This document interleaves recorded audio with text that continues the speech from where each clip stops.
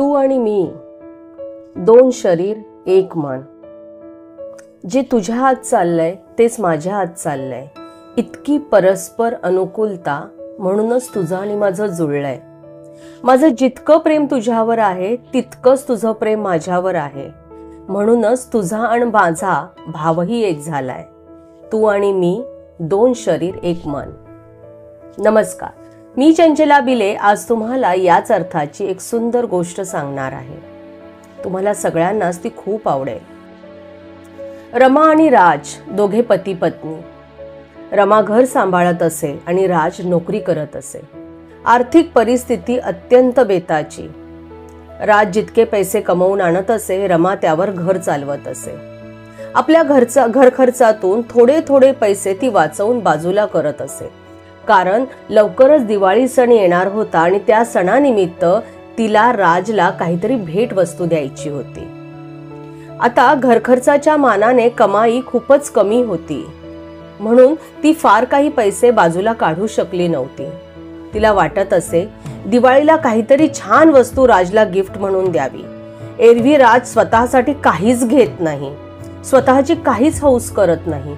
म्हणून राजला आपण अशी वस्तू द्यावी की जी त्याला खूप आवडेल, जी त्याच्या खूप उपयोगी पडेल. पण करणार काय, तिच्याकडे फारसे पैसेच नव्हते. तिला खूप रडू आले. तिच्या आयुष्यामध्ये रडण्याचे प्रसंग जास्त आणि हसण्याचे प्रसंग कमी होते. थोड्या वेळाने तिने स्वतःचे अश्रू पुसले आणि आरशासमोर जाऊन उभी राहिली. तिच्या डोळ्यामध्ये चमक होती, पण तिचा चेहरा संपूर्ण उतरलेला होता. बाहेर जाण्यासाठी आता केस विंचरावेत म्हणून केसांचा आंबाडा तिने सोडला. केसाचा आंबाडा जसा तिने सोडला तसे तिचे लांब सडक केस रुळू लागले. तिचे केस अतिशय सुंदर रेशमासारखे होते. ते तिच्या सौंदर्यात खूपच भर घालत होते. इतक्या गरिबीतही राज आणि रमाकडे दोन गोष्टी अशा होत्या की ज्याचा त्यांना खूप अभिमान होता. एक म्हणजे रमाचे सुंदर लांब सडक रेशमासारखे सोनेरी केस, आणि दुसरे म्हणजे राज घालत असलेले हातावरचे मनगटी घड्याळ. या दोन गोष्टींमुळे त्यांना राजा राणी असल्याचा फील येत होता. थोड्या वेळातच रमा भानावर आली. तिने आपले केस बांधले आणि घराबाहेर पडण्यासाठी ती निघाली. बाजारात गेली.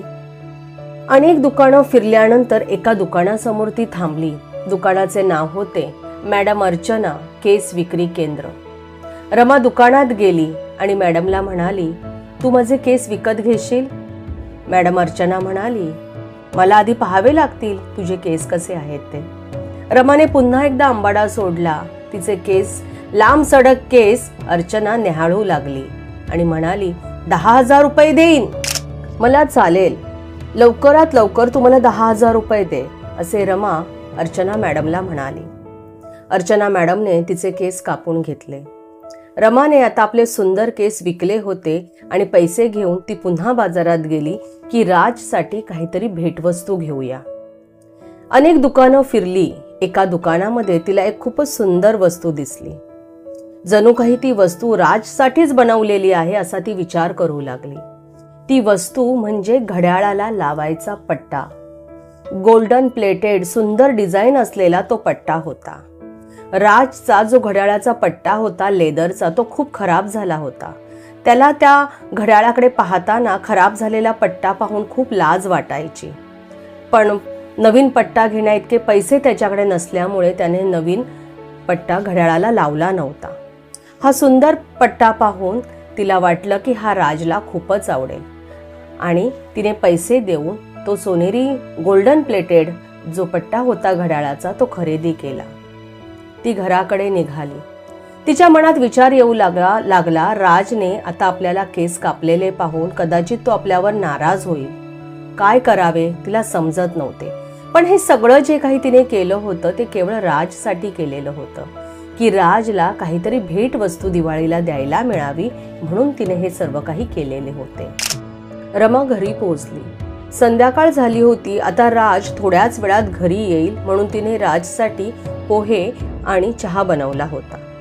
7 वाजले. राज घरी आला. थोडा गंभीर दिसत होता. राजचे कपडे पाहून पुन्हा एकदा रमाला वाटले की राज स्वतःसाठी कधीच काही घेत नाही. तिने राज समोर गेल्यावरती राजला कळलं की तिने आता केस कापलेले आहेत.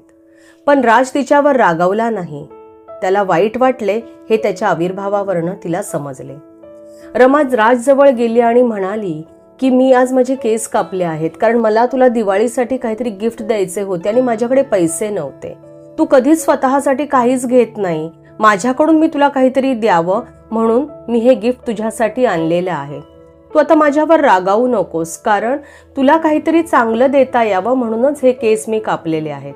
एक वेळ आता तू माझे केस मोजू शकशील पण माझं तुझ्यावर किती प्रेम आहे हे तू नाही मोजू शकणार. राज कोसळल्यासारखा झाला. गपकन खुर्चीवरती बसला. राज म्हणाला तू केस कापलेस? रमा म्हणाली हो, मला काहीतरी घ्यायचं होतं त्या पैशातून तुझ्यासाठी म्हणून मी केस कापले. राज म्हणाला ठीक आहे. बघ रमा, आज मी तुझ्यासाठी काहीतरी गिफ्ट आणलंय. हा बॉक्स तू घे आणि ते गिफ्ट तू उघडून बघ.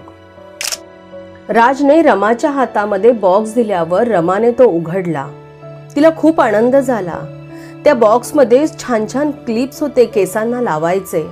पण तो आनंद क्षणभरच टिकला. थोड्या वेळातच तिच्या डोळ्यामध्ये अश्रू वाहू लागले. कारण खूप दिवस झाले ती राजकडून केसांना लावायचे क्लिप्स मागत होती. पण राजकडे पैसे नसल्यामुळे राज तिला ते देऊ शकत नव्हता. पण आज राजने इतकी सुंदर गिफ्ट तिच्यासाठी आणलेले होते पण आता तिचे तेवढे लांब केसच राहिले नव्हते. ती राजला म्हणाली ठीक आहे राज, माझे केस वाढले ना की मी हे क्लिप्स नक्की लावेन. मग रमा राजला आणलेले गिफ्ट दाखवू लागली. ती सांगते की बघ, हे गिफ्ट घेण्यासाठी ना मी 4 तास बाजारामध्ये फिरले. त्यानंतर हे गिफ्ट मी पसंत केलेलं आहे. तुला हे गिफ्ट खूपच आवडेल. हे गिफ्ट आहे तुझ्या घड्याळाला लावायचा सोनेरी पट्टा. कारण तुझ्या घड्याळावरचा जो जुना लेदरचा पट्टा होता तो इतका खराब झाला होता आणि त्यामुळे तुला घड्याळात पाहायला खूप लाज वाटत होती. पण आता हा नवीन पट्टा आपण लावू म्हणजे काय होईल की तुला तुझं घड्याळ अजून सुंदर दिसेल. तुला ते आवडू लागेल. चल लवकर तुझं घड्याळ दे पाहू मला. हे ऐकताच राज गप्पच बसला. डोक्याला हात लावून बसला. रमाला कळेनाच की असं काय झालं की राज डोक्याला हात का लावून बसला. आणि मग रमाला राज म्हणाला रमा, तू खूप दिवस माझ्याकडून केसांना लावायचे क्लिप्स मागत होती आणि मला असं वाटत होतं की मी एवढीशी गोष्टही तुला देऊ शकत नाही कारण माझ्याकडे तितके पैसे नव्हते. म्हणून मी माझे जे मनगटी घड्याळ होते ते मी विकले आणि त्या पैशातून हे क्लिप्स तुझ्या केसांना लावण्यासाठी मी आणले. रमा राजकडे बघतच राहिली. दोघांच्या डोळ्यांमधला भाव एक झाला होता. या गोष्टीवरून आपण काय शिकलो? जिथे पती पत्नींचे एकमेकांवर खूप प्रेम आहे ना तिथे अपूर्णत्व राहत नाही. रोजच्या जगण्यासाठी लागणाऱ्या वस्तूंची कितीही कमतरता असली तरी एकमेकांवर असणारे प्रेम, परस्पर भाव ती कमतरता भरून काढते आणि त्यामुळे संसाराला पूर्णत्व येते. जिथे माझं सर्वस्व तुझं आहे आणि तुझी जबाबदारी माझी आहे याचा मनोमन संपूर्ण स्वीकार दोघेही करतात ना तिथेच संसार फुलतो.